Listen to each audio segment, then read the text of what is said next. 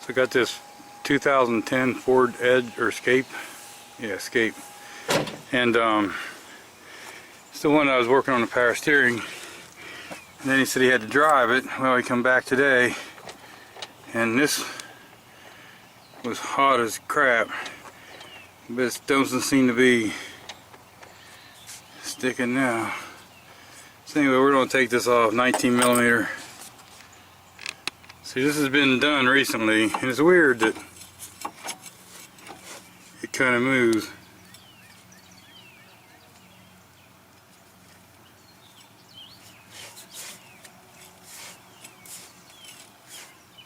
I'm getting a little bit of play. First thing I'm going to do is take a screwdriver in here, see if I can pull this back.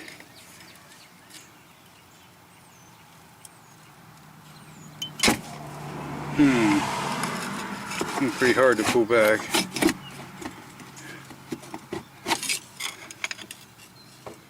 I don't know if you can see this or not, but brand new bleeder, and someone's already had some kind of pliers or something on it.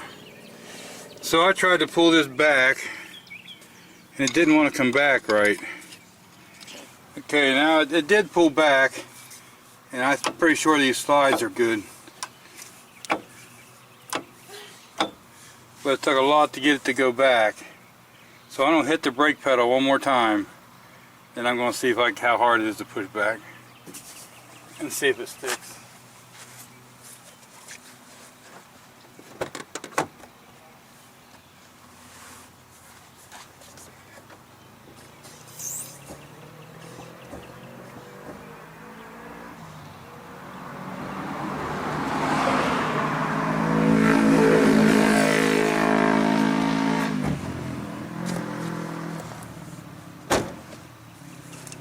Okay, see what happens.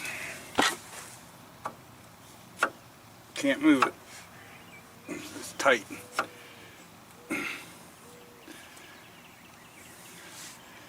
So, that being tight, I can't even turn that rotor. Let me go get something to loosen that bleeder up. Okay, now, with that rotor being, well, let me hit the brakes again. See it come loose.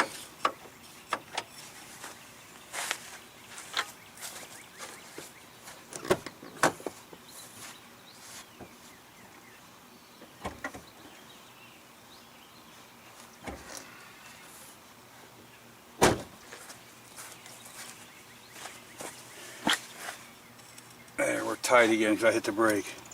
Let's loosen this bleeder up. Holy. I didn't want that baby to fall out of there.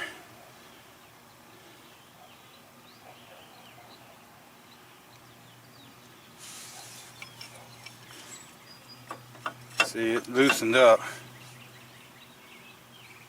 See if I can get just a little bit of squeeze. Yeah.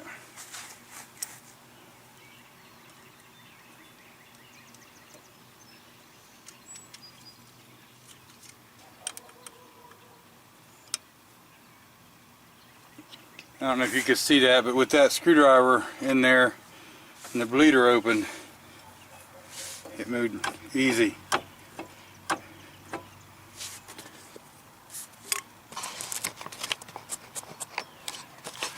And right here, I don't know if I can show you the bottom one or not. See, this right here is the slide. And that's both sides are sliding pretty easy. But knowing every time I hit the brakes it sticks, and it goes off really slow, and none of this is tight, I'm going to suspect this rubber line. So what we'll do is blow all the dirt and dust off of here.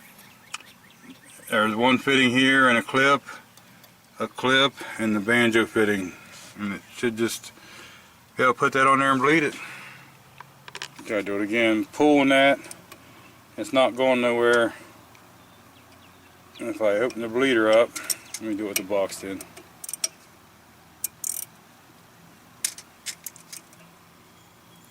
As soon as I do that, it pulls right over.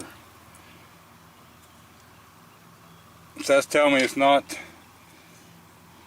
the caliper, and it's not these slides.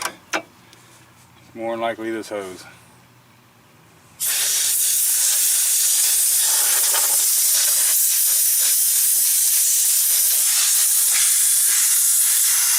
Okay, I hope you can see. We got these clamps here. Sometimes you can grab them with a pair of pliers, but a lot of times you'll bend them. A lot of times this is what I'll do. If I got some way to hook onto something, like the brake line there, I'll try to pry it out. I was doing better with this. These aren't that bad. A lot of times what we get here is so rusted. Makes it hard. Now before you do that, I want to show you one thing. I'd already did it. Make sure that you can get that line loose. And if you start to loosen the line, make sure it doesn't twist. If you can't get it to come loose, spray it with some kind of good penetrant oil or something. But I have done that. These needle nose work good for this too, I think. Maybe not. Let's just go back to the original, huh? Okay. So now you don't want to lose those. You can buy them, but so there's that one. You got another one right here. Let's see if we can try the screwdriver thing here. My thing is, every time I do that, I think I'm right in your way. See, once you get it started, the only thing about doing it this way, you got to make sure you try not to bend this tang and lip up too much. Now, because I'm going to take the hose off, I'm going to put the brake pedal part of the way down. So there, I just got a little piece of wood holding the brake pedal down a little bit. Now, one thing is, if you got a weak battery, you might want to unhook the battery because the brake lights will be on. But now, with that pushed down, I should be able to take this line loose, lose very minimal fluid, and then I got this brand new hose here. This part just sticks down in there, you know what I mean, normal, and screws in like a Romer 1. This side doesn't have the banjo, it just has this, so we'll see. Hope you can see this. This side up here is a 13 millimeter on this one.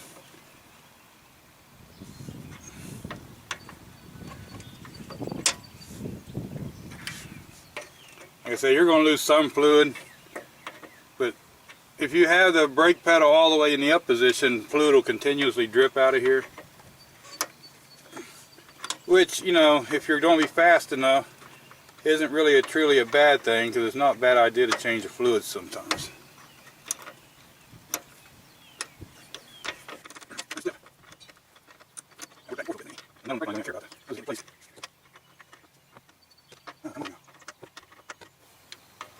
I'm going to do one more thing before I take it off of the caliper. I'm going to turn the steering wheel this way, that way we can all see better. Alright. Now you can also, if you have a little plastic cap or something, you could put over that brake line. I love these bent gear wrenches, but man, they just keep breaking all the time. So let's go ahead and get the new one started in here. See, this makes it a lot nicer because I got a new caliper to work with.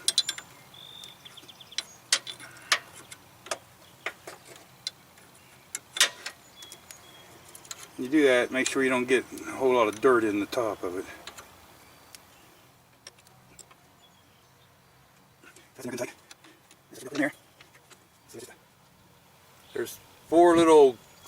There's two spikes on here, so there's four, you know, cross them each other, so there's two ways this can go in.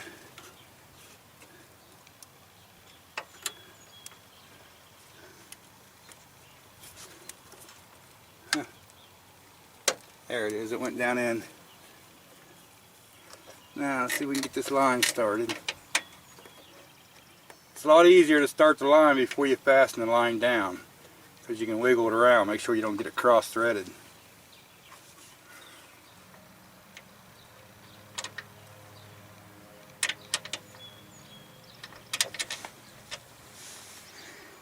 Okay, you guys, I don't have to move you a minute so I can get in there.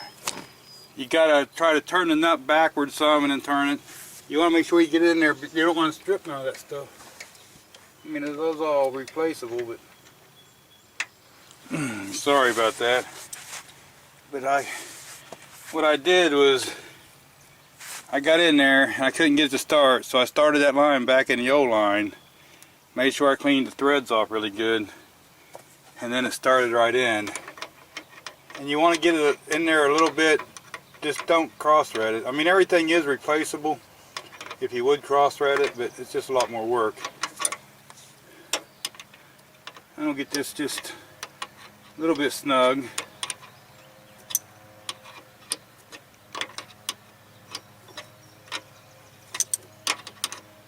So you didn't lose that much brake fluid. You know, now I got that in there.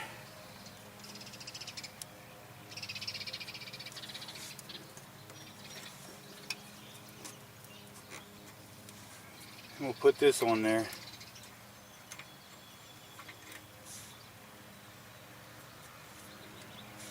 Like this. So that the spring holds it in there. Make sure you're down in.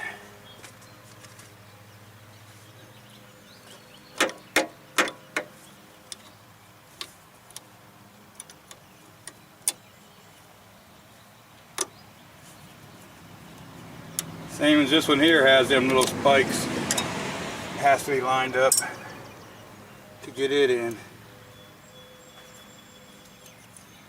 See, it's got to be put in. If you put it in this way, then it just lays in the fold. It has to have the hump sticking up. Oh. So what I'm going to do now is I'm going to go release the brake pedal. Then I'm going to get a little bit of brake clean and spray all this off. And that way we can make sure we don't have no leaks.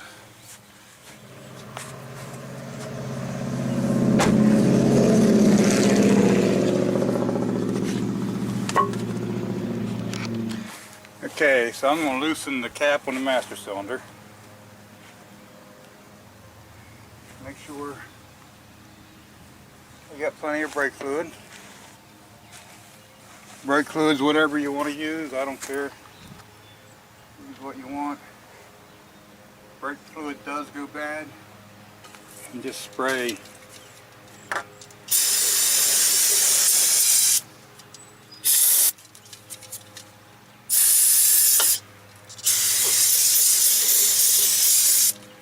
So I want to make sure I get enough on there that it washes the brake fluid off. As soon as it dries up, then I can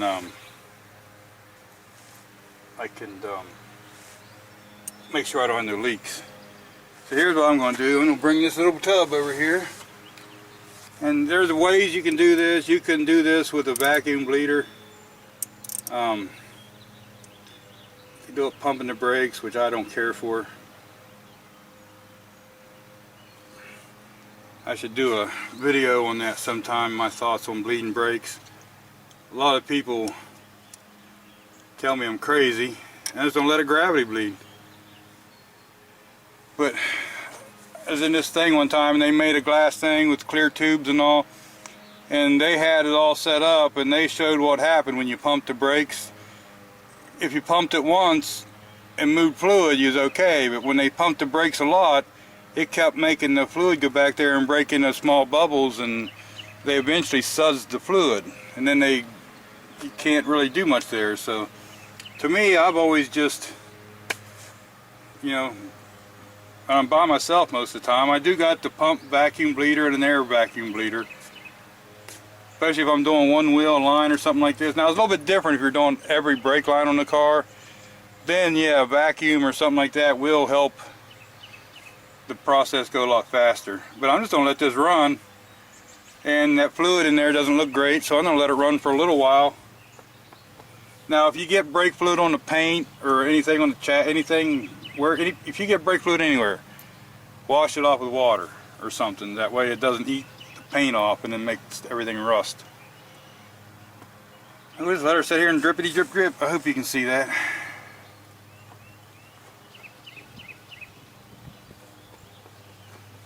And then I could probably close that bleeder right now, and as long as we don't have no leaks, I'd be okay. But like I say, I just like to run a little bit out of that master cylinder. If you don't do something like that, keep an eye on the master cylinder, because you do not want to run it dry, because then you're starting all over.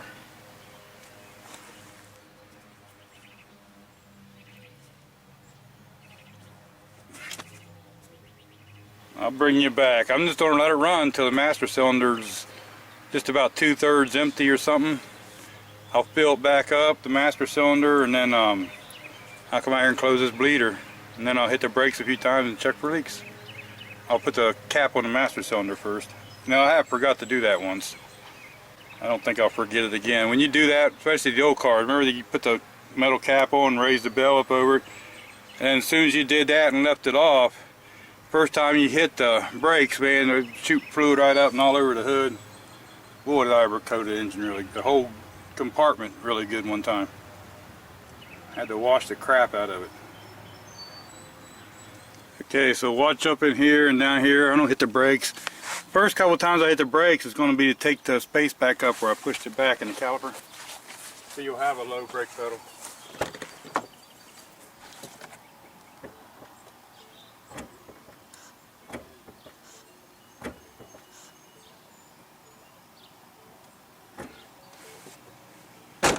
Okay, so that was without it running.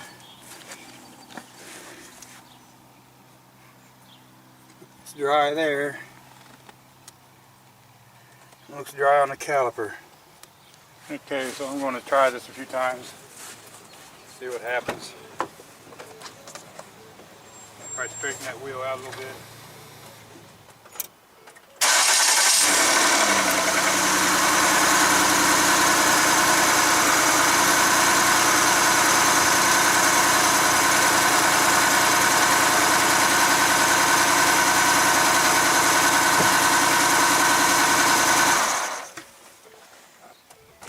See if the rotor turns. Yep. See there, the rotor's not sticking no more. Okay, so I've hit this brake pedal several times and no leaks. I'm always worried about a leak, so I probably overcheck. Now to see this, that simple little rubber bleeder cap,